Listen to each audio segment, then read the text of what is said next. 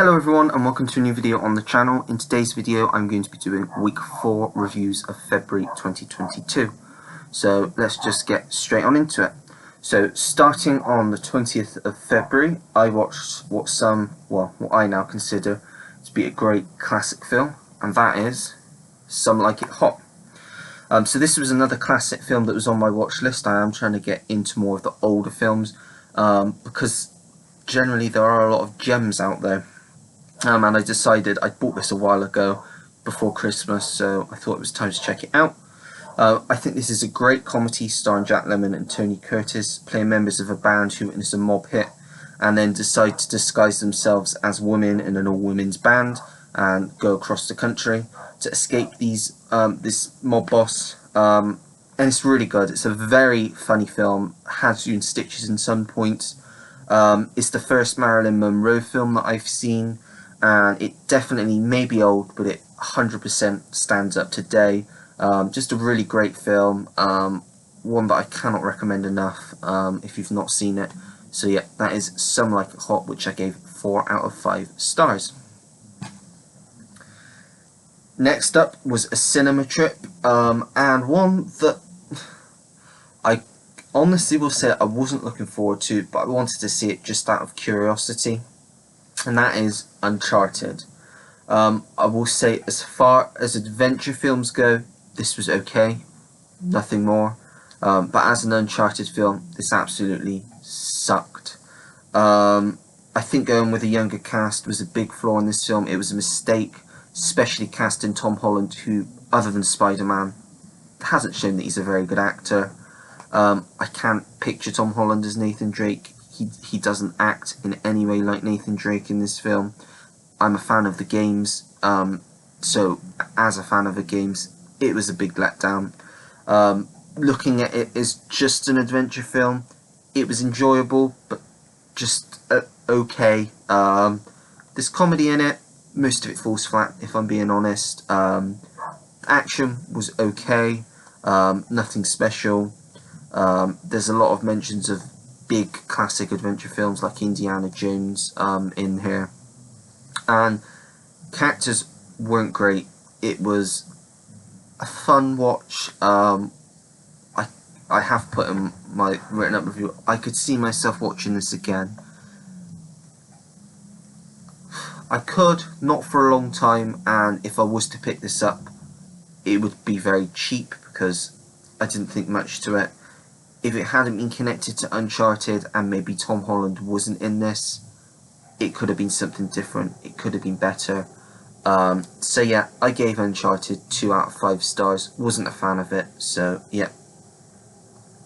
Then next up, I went and watched Untraceable. I watched it at home, which was a fun little thriller. Doesn't offer anything new. Pretty generic, but it was still tense and quite enjoyable. Diane Lane is definitely, in my opinion, an underrated actress, so it is nice when she gets big juicy roles like this that she can get her teeth into. This was very gritty, very gory at times, and definitely difficult to watch, but I will say the conclusion was satisfying, and at just over 90 minutes it didn't really overstay its runtime. I can't say that this would be one that I would gravitate to rewatch again. I think this is a one-time watch. I am actually going to get rid of this because it's not a bad film. It's a good little film, but it is definitely one of those that is just a one-time watch. I gave Untraceable 2 out of 5 stars.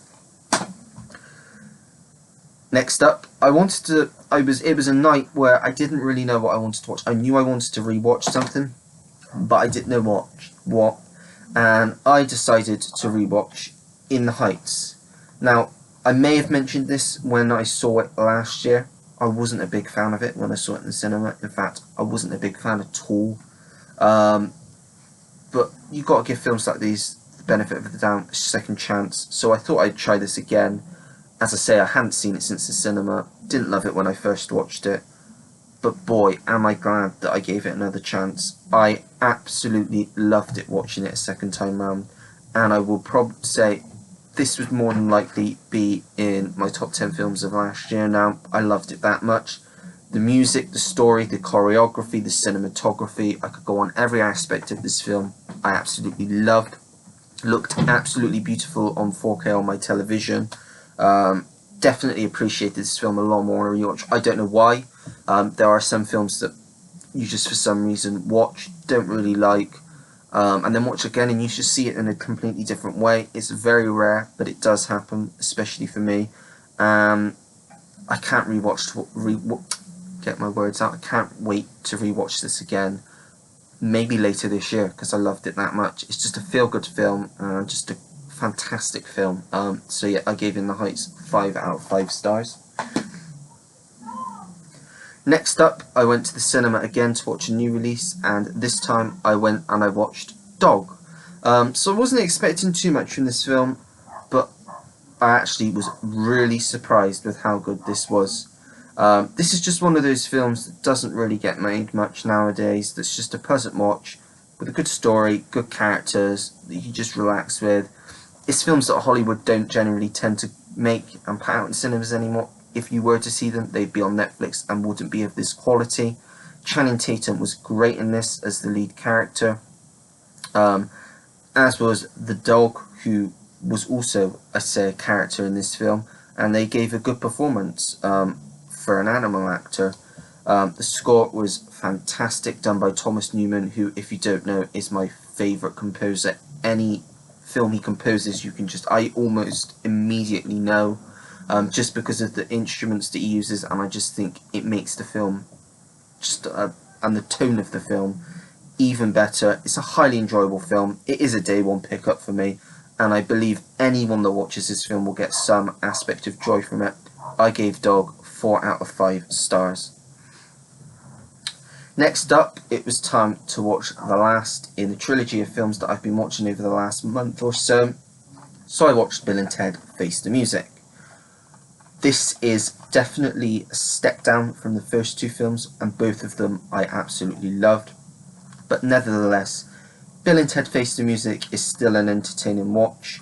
Keanu Reeves and Alex Winter are back on form as Bill and Ted, and this time they're joined by new characters, including their daughters, who I wasn't a fan of. I didn't like either of them, thought they were annoying and just pretending to be their fathers. And also Rufus's daughter, who I did actually like, played by, I'm going to think of her name, I'll get it, Kristen Schaal. The story is pretty generic, and the overall film was good, but it isn't a sequel. Of the three, I can't see myself rewatching the third one very often, as the first two are significantly more entertaining and better films. Music wasn't as good in this film, and felt the casting was a bit off with the new casting, and it just wasn't a very satisfying film overall. It's good, don't get me wrong, still entertaining. I gave Bill and Ted Face the Music 3 stars out of 5. Next up, I watched a short film because I didn't have a lot of time, but I wanted to watch something that I'd not seen before. So I watched Passenger 57. This was a fun little action thriller with Wesley Snipes, who plays an airplane security expert who takes on terrorists on a plane. It's a good watch, and like for its time for when it was made, it's a decent watch. But it's good, nothing special. It was entertaining. The runtime is short at only 84 minutes, and I do feel that it would have benefited from having a little bit more of a runtime, because the characters weren't fleshed out as much as I think they could have been. The villain was pretty average as villains go, and the story was fun, tense, and overall an enjoyable film for what it is. I do like these types of films, so this is one I'm definitely going to keep. I gave Passenger 57 3 stars out of 5. I will say in general, if I have any films that are under 3 stars, that means I generally didn't really like them, so I probably won't be keeping them. So you'll be able to kind of tell the ones that I will be and won't keep in. Next up, I watched Notorious. Now, I absolutely love music biopics, and I've been interested in watching this one for a long time, since knowing about it really, because I didn't really know much about Christopher Wallace before watching this. but this was a very powerful film, and it's about a talent that was taken far too soon. This basically shows the rise of the Notorious B.I.G. from the streets of New York to fame.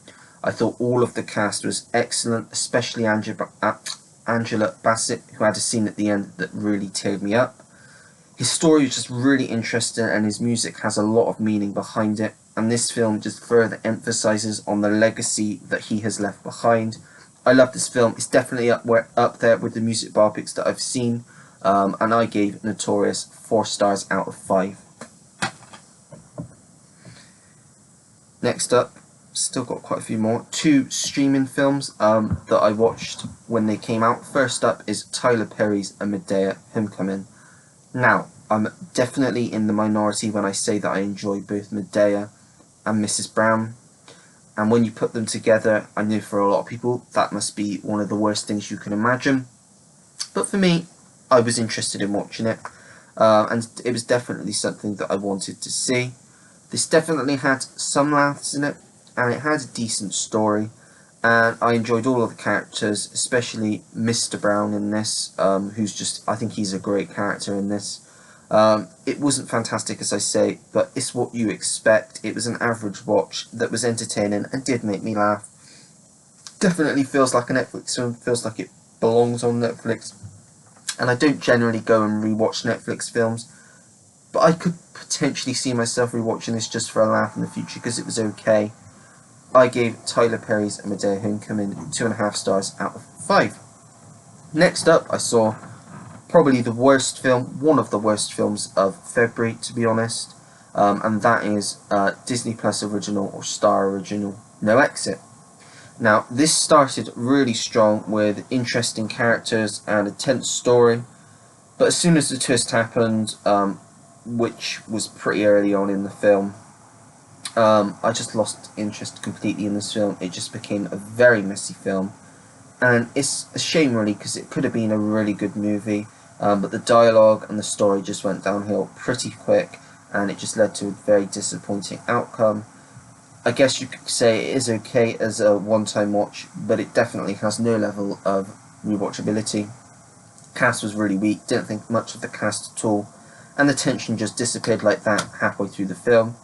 The score and the cinematography was beautiful, but overall the film was a big letdown, and it is a film that I definitely wouldn't watch again, so I gave No Exit 1.5 stars out of 5. 3 more to go through, and 3 ones that I watched physically. First up, a rewatch, Dark Shadows. I hadn't seen this film in quite a long time, and because I've been getting into Tim Burton's films more and more over the last year or so, I thought it was time to revisit this and see if I enjoy it as much as I remember enjoying it. And I really think that this is a great spin on a vampire story, and it has horror elements in it, but is a comedy. And it basically poses the question, what would happen if a vampire wakes up 200 years later in the 1970s? What would he do? I thought the casting was spot on, with Johnny Depp playing Barnabas Collins, the main character here, the vampire. Soundtrack was very fitting, very good 70s track, and it really fits for the tone of the film. I did really appreciate this film, watching it again, and it is one that I definitely am going to keep to watch again. I gave Dark Shadows 3.5 stars out of 5. Next up, we have one of my favourite films, my favourite Clint Eastwood film and my favourite Meryl Streep film, and that is The Bridges of Madison County. I will say my thoughts still stand on this film as to the last time I watched it. As I say, this is the best Meryl Streep film and the best Clint Eastwood film for me. It's a very moving film, and it is very dialogue heavy, which could be off-putting, but I think it's a fantastic film, and it's about love at first sight and being stuck, because you can't do anything when you want to be with the one that you truly love. You just have to go on with your life and forget about them. The score is very moving. It really, and the scene with the rain in the rain at the end in the street is, to me, one of the best scenes in film history. That is just me. I tear up every time I watch it. I just think it's a lovely story with 2 powerhouse actors, 2 of the best actors of all time, at the helm, working with a beautifully written script that just flows right at the right place. Clint Eastwood directed this brilliantly as well, and it's just one I can't recommend enough. I gave The Bridges of Madison County 5 out of 5 stars. And now the final film of the month that I watched in February was Good Morning Vietnam. Now Robin Williams is one of those actors that genuinely comes along once in a lifetime, and he makes films that are just fantastic films, like successively, like one after the other, over many years, and this was another great one of his. He hits it out of the park with this film. It shows both his comedy skills mixed with his dramatic chops. The story is very interesting, partly because it's true, it is partly true, and the film moves at the right pace, which is helped by Williams' on-screen persona. Soundtrack used in this was perfect for the time, and it's just a very well made film, I think, that I just thoroughly enjoyed. Really like this film. Another Robin Williams film I will definitely be adding to the collection and rewatching. I gave Good Morning Vietnam 4 out of 5 stars.